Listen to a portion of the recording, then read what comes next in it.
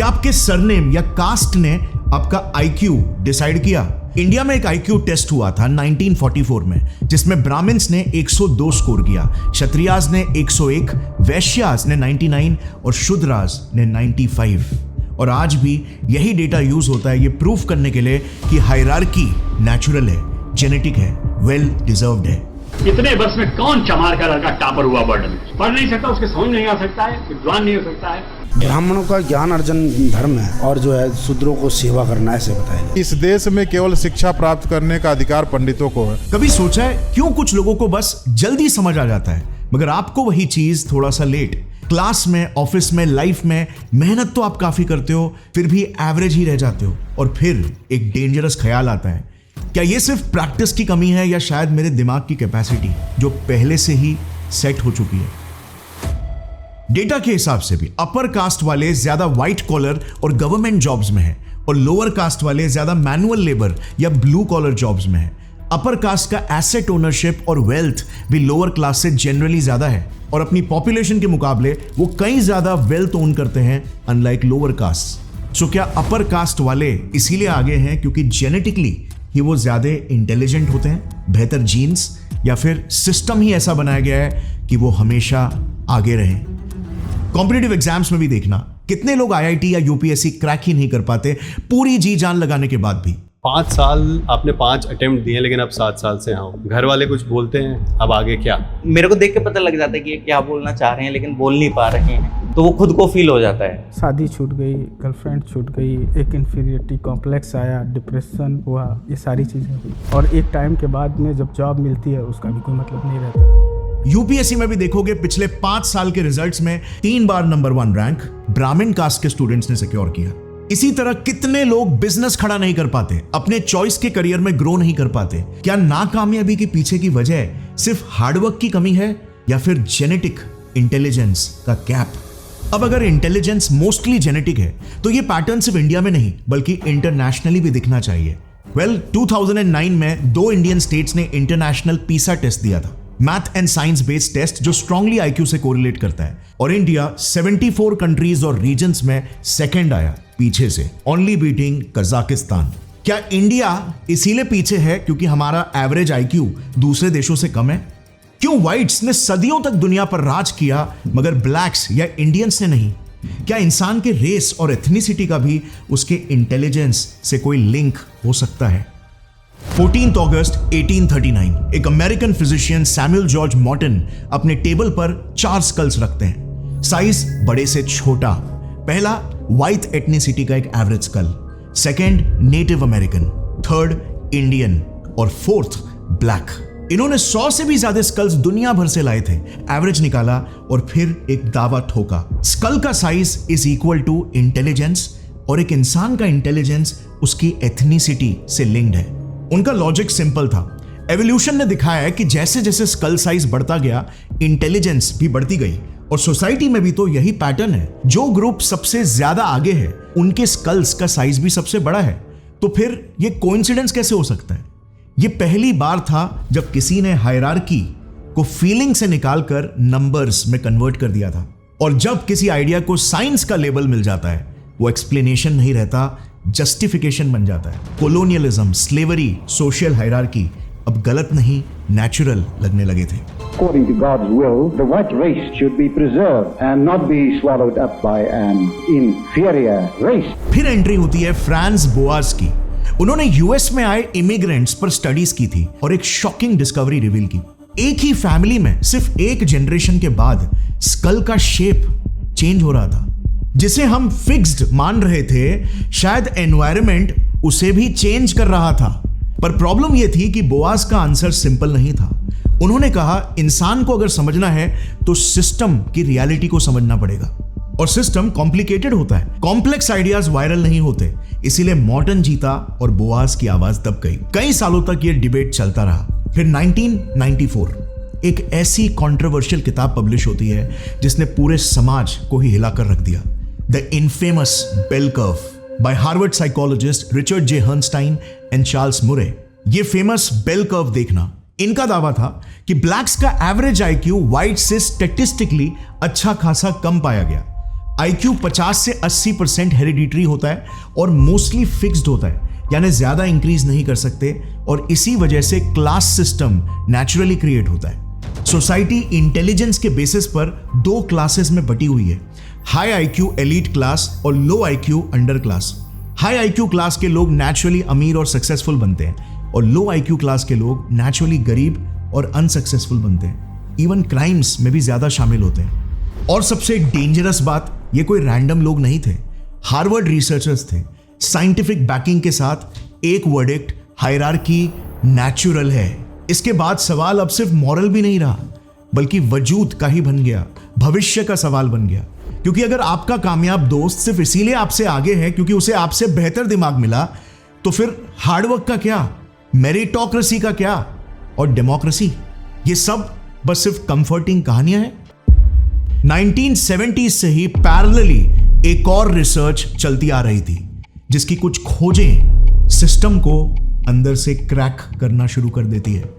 Population geneticist Richard लेवोंटीन ने discover किया कि इंसानों में 90% तक जेनेटिक वेरिएशंस सेम पॉपुलेशन के अंदर ही दिख रहे थे, यानी कि अलग अलग कॉन्टिनेंट्स में रहने वाले लोगों के बीच सिर्फ 10% जेनेटिक वेरिएशंस। मतलब 2 अफ्रीकन्स एक दूसरे से जेनेटिकली ज्यादा डिफरेंट हो सकते हैं compared to an African and a European. Conclusion, race biologically, scientifically शायद एग्जिस्ट ही नहीं करती, बस ऊपर ऊपर के ट्रेट्स का एक लेबल है। रेस बस एक सोशल कहानी है जो हमने डेटा पर चढ़ा दी। मॉर्टन की खोपड़ियों का पूरा फाउंडेशन ही हिल गया। और फिर आता है एक final blow. 1978 political scientist James Flint एक और वियर्ड पैटर्न को ऑब्जर्व करते हैं। हर 10 साल में दुनिया भर में IQ स्कोर्स 3 पॉइंट्स से बढ़ रहे थे 1900 से कंसिस्टेंटली हर दशक। पर यह कैसे पॉसिबल है? क्योंकि IQ तो 50 से 80% जेनेटिक होता है, रिमेंबर, जो कि साइंटिफिक फैक्ट है, और जीन्स इस स्पीड से इवॉल्व नहीं होते। यह पैराडॉक्स नहीं था, बल्कि एक बॉम्ब था जो इस पूरे जेनेटिक इंटेलिजेंस थियरी के नीचे प्लांटेड था। इस ऑब्जर्वेशन को नाम दिया गया द फ्लिन इफेक्ट, और जब साइंटिस्ट ने इसको डिकोड किया तो एक कड़वी रियलिटी एक्सपोज हो गई, एक ऐसी रियलिटी जो मोस्ट ऑफ लोगों को नहीं दिखती है। Welcome to the matrix. अब ये मैट्रिक्स क्या है जानने से पहले, जैसे रेस ने इंटेलिजेंस का एक इल्यूजन क्रिएट किया, वैसे मार्क्स और रैंक्स से भी पोटेंशियल मापना एक इल्यूजन है। Real intelligence is actually your problem solving ability, और आज मार्केट को भी वही चाहिए, proof of practical execution, not marks. पर ट्रेडिशनल कॉलेजेस अब भी डेकेड्स पुराना सिलेबस पढ़ा रहे हैं, मेमोराइजेशंस, नो रियल स्किल्स। इसी गैप को एड्रेस करता है स्केलर स्कूल ऑफ टेक्नोलॉजी। ये एक 4 ईयर अंडर ग्रेजुएट प्रोग्राम है कंप्यूटर साइंस और AI में, जहां पर लर्निंग सिर्फ थियरी तक ही लिमिटेड नहीं रहती। स्टूडेंट्स 50+ रियल वर्ल्ड प्रोजेक्ट्स जैसे एप्स, टूल्स और चैटबॉट्स बिल्ड करते हैं एक्स गूगल, Amazon और मेटा इंजीनियर्स के मेंटरशिप में। पहले 2 साल में strong foundation, DSA, full stack development, systems thinking, फिर specialization in AI, machine learning and high demand tech fields, और फाइनल ईयर में direct industry immersion, real companies के साथ काम या खुद का स्टार्टअप बिल्ड करना। एडमिशन भी नॉर्मल नहीं है, पहले एक रिगरस एंट्रेंस टेस्ट होता है जो प्योर मैथ्स और लॉजिकल रीजनिंग पर बेस्ड है, और उसके बाद आप उन्हीं ड्रिवन हाई इंटेंट लोगों के साथ लर्न करते हो जो सेम लेवल का माइंडसेट रखते हैं। एक इंटरेस्टिंग पार्ट है उनका इनोवेशन लैब, जहां पर स्टूडेंट्स फाउंडर्स के साथ रियल वर्ल्ड प्रॉब्लम्स पर काम करते हैं। रिजल्ट, स्टूडेंट्स फर्स्ट ईयर में ICPC फाइनल्स तक पहुंच रहे हैं, सेकंड ईयर में इंटरनेशनल इंटर्नशिप सिक्योर कर रहे हैं, और कुछ अपने स्टार्टअप से लैक्स का रेवेन्यू जनरेट कर रहे हैं। If you want to check out Scaler school of technology, link is in the description. और अब जरा एक्सप्लोर करते हैं मैट्रिक्स को। सोचो कैसा लगेगा अगर आपकी हाइट 5 फुट 3 इंच पर रुक जाती है क्योंकि बचपन में आपको न्यूट्रिशन नहीं मिला, मगर आपका दोस्त 6 फुट 3 इंच। अब दोनों को बास्केटबॉल कोर्ट पर डाल दो, क्या मैच फेयर है? गेम शुरू होने से पहले ही रिजल्ट टिल्ट हो चुका है। हम इंडियंस एक बहुत बड़े भ्रम में जीते हैं। हम सक्सेस को मेहनत, डिसिप्लिन और मोटिवेशन समझते हैं। गलत। ये सब तो बेसलाइन है। हार्डवर्क आपको क्या लगता है सिर्फ आप करते हो? रोड बनाने वाला मजदूर आपसे ज्यादा हार्डवर्क करता है। सक्सेस का गेम डिटर्मिनिस्टिक कभी था ही नहीं, संभावना यानी प्रोबेबिलिटी के आर्किटेक्चर पर काम करता है। और इसीलिए इलॉन मस्क जैसे रैशनल थिंकर्स हमेशा प्रोबेबिलिटीज में बात करते हैं। Improve the probability of success. Maximize the probability that things is probabilities, not certainties. और क्या अगर प्रोबेबिलिटी का पूरा आर्किटेक्चर ही आपके खिलाफ रिग्ड हो तो? मतलब आपके लिए सक्सेस का चांस डिस्पाइट ऑल एफर्ट सिर्फ 0.1% और किसी और के लिए उसके एफर्ट के बाद 70%। तो क्या ये गेम फेयर है?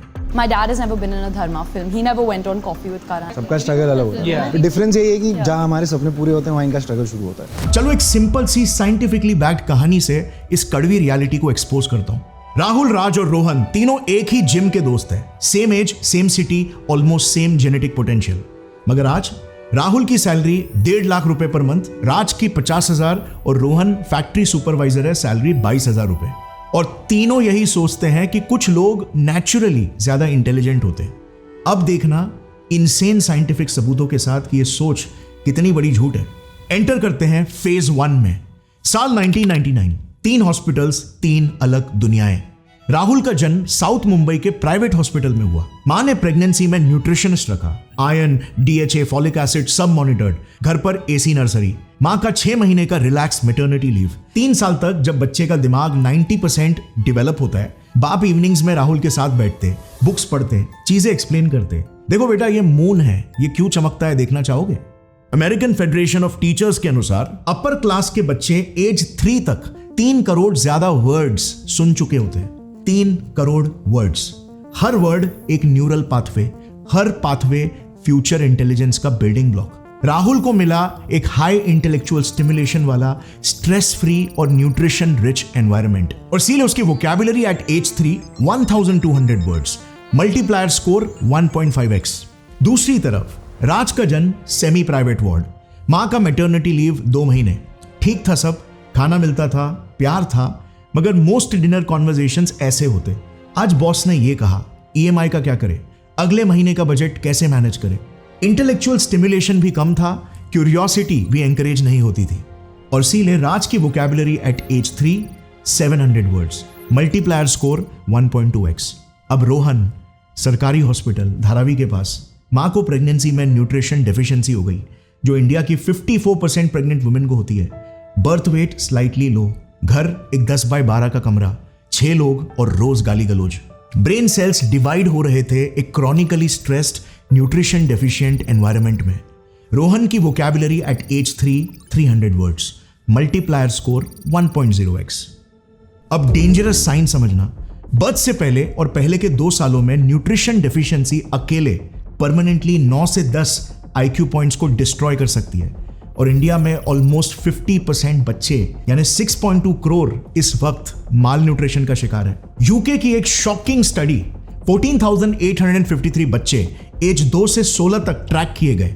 सेम जेनेटिक पूल के बस एक ग्रुप हाई इनकम फैमिलीज का था और दूसरा ग्रुप लो इनकम फैमिलीज का। एज 2 पर IQ का गैप 6 IQ पॉइंट्स का था, और एज 16 पर गैप 16 से 17 IQ पॉइंट्स का बढ़ गया, 3 गुना कंपाउंडेड खामोशी से। अब बस कैलकुलेट करो, अगर आपको एवरेज IQ जीन्स भी मिलते हैं मगर अंडर प्रिविलेज्ड घर मिलता है, तो एडल्ट IQ आपका पोटेंशियली 83 से 84 के रेंज पे अटक जाएगा। जानते हो 83-84 IQ का मतलब क्या होता है? फॉर्मल एजुकेशन में consistent struggle, competitive exams genuinely मुश्किल, abstract concepts slow processing, office में ये थोड़ा स्लो है ऐसे ताने। और आपकी गलती क्या थी? सिर्फ गलत घर में पैदा होना, और हिडन कॉग्निटिव टैक्स ऑलरेडी लग चुका। और ये यूके की बात है जहां पर एक्सट्रीम पॉवर्टी एग्जिस्ट ही नहीं करती। इंडिया में इनइक्वालिटी कहीं ज्यादा ब्रूटल है। टॉप 1% के पास देश का 40% वेल्थ है, बॉटम 50% यानी 70 करोड़ इंडियंस के पास सिर्फ 5 से 6% वेल्थ है। सोच रहे हो ये तो गरीबों की बात होगी, मैं तो मिडिल क्लास हूं। वेल, रिच और मिडिल क्लास के बीच भी 6 से 7 IQ पॉइंट्स का गैप डॉक्यूमेंटेड है। अब एंटर करते हैं फेज 2 में। 3 स्कूल्स, 3 अलग ब्रेन्स। राहुल DPS, 25 स्टूडेंट्स पर class, real labs, real sports, real debate.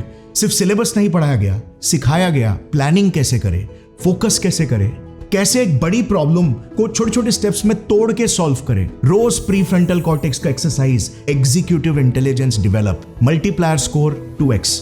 Ryan international school, 45 students, decent education, पर टिपिकल इंडियन स्कूल्स की तरह सिर्फ एकेडमिक्स में फोकस, इसीलिए ऑल राउंडेड डेवलपमेंट कॉम्प्रोमाइज्ड। घर में थोड़ी फाइनेंशियल एंजाइटी भी थी, सो प्री फ्रंटल कॉर्टेक्स का बैंडविड्थ स्प्लिट हो गया, प्लानिंग और problem solving partially developed, speed limited, multiplier score 1.4x। Rohan, municipality school, 70 बच्चे, टीचर हफ्ते में 3 दिन तो absent, brain survival mode, reactive mode, never planning ahead, no problem solving, circuits under use रहे इसीलिए प्रून हो गए permanently. American Federation of Teachers की एक अनफेयर डिस्कवरी, जो एज 5 पर ज्यादा शब्द जानता है, नए कॉन्सेप्ट्स को वो फास्टर कनेक्ट कर सकता है और लर्निंग बहुत फास्ट हो जाती है। जो कम जानता है, हर कॉन्सेप्ट के पहले उसको मुश्किल आती है। गैप ऐड नहीं होता, मल्टीप्लाई होता है। इसीलिए रीडिंग गैप क्लास 1 में बस सिर्फ हाफ अ स्कूल ईयर का पाया गया, लेकिन क्लास 5 तक 3 फुल स्कूल ईयर्स का हो गया। इसे कहते हैं मैथिव इफेक्ट। अब इंडिया का इतिहास कनेक्ट करो। 1882 तक अपर कास्ट कम्युनिटीज के पास फॉर्मल एजुकेशन की नियर मोनोपोली थी। Lower caste students literally schools में अलाउड ही नहीं थे। और फिर सडनली रिजर्वेशन आया 1950। लेकिन सोचो, अगर मैथ्यू इफेक्ट कहता है कि जो एज 5 पर ज्यादा जानता है उसका गैप एक्सपोनेंशियली बढ़ता है, तो जो कम्युनिटीज 1000 साल तक एजुकेशन से बाहर रही, उनका गैप 1950 में बस एक झटके में कैसे क्लोज हो सकता है। फिर एजुकेशन क्वालिटी पर एक और शॉकिंग रिसर्च। 87 आइडेंटिकल ट्विंस पर रिसर्च किया गया जिनका डीएनए ऑलमोस्ट सिमिलर होता है, बस इन्हें डिफरेंट एजुकेशन मिली और कुछ ही सालों में 15 IQ पॉइंट्स का गैप आ गया। एक पूरा स्टैंडर्ड डिविएशन सिर्फ स्कूल से। और इसीलिए एजुकेशन राहुल के लिए 2.5x का multiplier versus 1.5x versus 1x for Rohan. Japan की एक डिटेल्ड MRI स्टडी, 285 बच्चों के ब्रेन स्कैन्स निकाले गए। हायर क्लास के बच्चों के ब्रेन्स लिटरली डिफरेंट माइक्रोस्ट्रक्चर्स दिखा रहे थे, अलग ग्रे मैटर डेंसिटी, अलग न्यूरल पैथवेज। 3 साल के फॉलोअप में यह गैप और बढ़ा स्ट्रक्चरली। पैसा लिटरली ब्रेन के टिश्यूज को बिल्ड करता है। एंड द वर्स्ट पार्ट, दिमाग का एक लॉक इन मोमेंट भी होता है। 16 से 20 तक आपका IQ सिग्निफिकेंटली स्टेबलाइज हो जाता है। एग्जीक्यूटिव फंक्शन एज 18 से 22 तक। दिमाग का विकास इस दौरान जितना भी हुआ, उससे आपका एक कॉग्निटिव एबिलिटीज का एक परमानेंट रेंज सेट हो जाता है, जिसे तोड़ा नहीं जा सकता। चाहे जो कुछ भी हो जाए, सिर्फ मैक्स आउट किया जा सकता है। फिर फाइनली लाइफ का फेज 3। राहुल की इंटरनल और एक्सटर्नल आइडेंटिटी बिल्ड हो गई। अचीवर, स्मार्ट प्रॉब्लम सॉल्वर, हर failure is equal to learning, confidence हर साल कंपाउंड, मल्टीप्लायर 3x। राज की आइडेंटिटी कंफ्यूजन में, मैं एवरेज हूं क्या? अचीवर्स नेचुरली बेहतर होते हैं क्या? पोटेंशियल था, लेकिन आइडेंटिटी ने स्पीड लिमिट लगा दिया। रोहन, हर एग्जाम फॉर्म में कैटेगरी बॉक्स टिक करना पड़ा।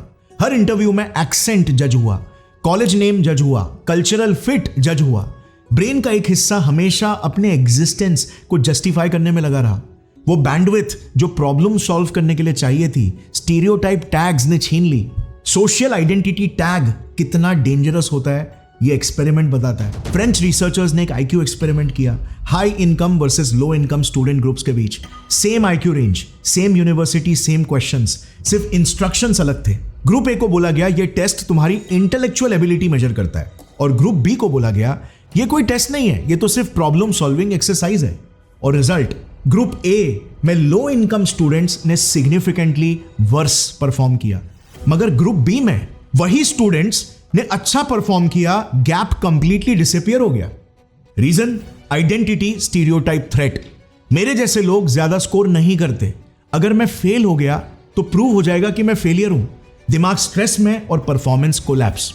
एक के लिए आइडेंटिटी मल्टीप्लायर बन गया और एक के लिए लिमिटर। मगर अभी तक जो कुछ भी हुआ वो सब कुछ इंटरनल था, ब्रेन के अंदर, आइडेंटिटी के अंदर। अब वो चीज आती है जो बाकी सब मल्टीप्लायर्स को ड्वार्फ कर देती है। सोशल कैपिटल, लोग, नेटवर्क्स, अपॉर्चुनिटीज, मेंटोरिंग। राहुल का पहला जॉब, डैड के IIM बैचमेट का रेफरल, डे 1 से सीनियर टीम, मेंटोर जो एक्टिवली इन्वेस्ट करता था, इन्वेस्टर मीटिंग्स में सीट, एक इकोसिस्टम जो से कंटिन्यूअसली और बेहतर बनाते रहा, अपॉर्चुनिटी एक्सेस 5x। राज का पहला job, college placement, decent company, 1-2 अच्छे सीनियर्स मगर कोई एक्टिव मेंटोरशिप नहीं, network limited, growth slow, opportunity access 2x। और रोहन का पहला job, walk in interview, factory floor, no network, no mentor, no ecosystem, opportunity access 1x। UK का data, same degree, same company, same role, बस lower social economic background, तो promotion में 25% ज्यादा समय लगा। ये लोग स्लोअर नहीं थे, उनके पास वो दरवाजे नहीं थे जो राहुल के बाप ने डे 1 से ही खोल दिए। अब जरा जूम आउट करते हैं और पूरा कैलकुलेशन देखते हैं। तीनों सेम जेनेटिक पोटेंशियल के साथ शुरू हुए, एक ही शहर, एक ही ईयर, 4,500 वर्सेस 756 वर्सेस 100। ये लक नहीं था, जेनेटिक्स भी नहीं था, बल्कि एक सिस्टमैटिकली डिजाइंड प्रोबेबिलिटी आर्किटेक्चर है जिसने एक को मल्टीप्लाई किया, एक को कंस्ट्रेन करता रहा और एक को जन्म से पहले ही कैप कर दिया। और हम रिजल्ट देखते हैं, राहुल की 1.5 लाख सैलरी, राज की 50,000, रोहन की 22,000, और कहते हैं कुछ लोग नेचुरली ज्यादा केपेबल होते हैं। ये मेरिट नहीं, मैथ है। Why is it that smart people are at the top of dominance hierarchies? And the answer to that is because they get there first. और ये सिर्फ रोहन की कहानी नहीं है। इंडिया में लोअर कास्ट कम्युनिटीज को हिस्टोरिकली कई सारे कमियों से गुजरना पड़ा। Land ownership denied, education denied, nutrition denied. ऐसे एनवायरमेंट आर्किटेक्चर का नतीजा था 1944 का caste based IQ difference. Genetic कम, मैन्युफैक्चर्ड ज्यादा, और आज लोअर इकोनॉमिक क्लास के साथ एग्जैक्टली यही हो रहा है। नीचे क्या बैठ गए आप? इस पे बैठिए। नहीं, आपके सामने चौकी पे नहीं बैठ सकते हैं। मगर पता है दुनिया के सबसे डेंजरस लोगों ने क्या किया? उन्होंने अपनी कामयाबी के प्रोबेबिलिटी आर्किटेक्चर को समझा, फिर उसमें गैप्स ढूंढे, फिर उन्हीं गैप्स से अपने कामयाबी की संभावना को 10x कर दिया। ये ब्लाइंड हार्डवर्क नहीं था, मोटिवेशन भी नहीं था, ये सक्सेस को प्रैक्टिकल अप्रोच से डिजाइन करना था, खुद से साइंटिफिकली। और यही है द साइको माइंडसेट। रियलिटी के स्ट्रक्चर को साइंटिफिकली समझो और फिर उसे अपने फेवर में क्रैक करो। मैंने अपने पास में यही किया। कॉमर्स बैकग्राउंड का टैग अपने पर चिपकने नहीं दिया, अपनी खूबी को खुद पहचानी और इंडिया का one of the biggest non corporate science channel बन पाया। ऑब्वियसली आप सभी के सपोर्ट के साथ। वर्ल्ड में विद इन टॉप 40। मैं एक मिडिल क्लास फैमिली से बिलोंग करता था, इसीलिए मैंने एक अलग ही सक्सेस आर्किटेक्चर को चुना जहां पर मुझे एडवांटेज था। Elon Musk extreme example, probabilities में बात करता है और सबसे इम्प्रॉबेबल काम को करके दिखाता है। प्रोबेबिलिटीज को अपने फेवर में मैनिपुलेट करता है फर्स्ट प्रिंसिपल्स यूज करके। First principles is a physics way of looking at the world, and what that really means is you boil things down to the most fundamental truths and then reason up from there. तो अगली video में हम exactly यही crack करेंगे। अगर system ने 5 multipliers को use करके राहुल का आर्किटेक्चर बिल्ड किया, तो हम अपने 10x मल्टीप्लायर्स को डिस्कवर करेंगे। ये मोटिवेशनल स्पीच नहीं होगी, ये न्यूरोसाइंस, साइकोलॉजी और प्रोबेबिलिटी थियरी का इंटरसेक्शन होगा, क्योंकि अब तक हमने सिर्फ प्रॉब्लम्स देखे, अब समय है सक्सेस की इंजीनियरिंग देखने का। राहुल का आर्किटेक्चर उनके फादर ने बिल्ड किया, बिना सोचे, बिना डिजाइन किए, सिर्फ बर्थ का बाय प्रोडक्ट। आप पहली जनरेशन हो जो कॉन्शियसली डिजाइन कर सकते हो। वो एडवांटेज था, ये बाय चॉइस होगा। So stay tuned until the next video साइकोस। We are destined to be great.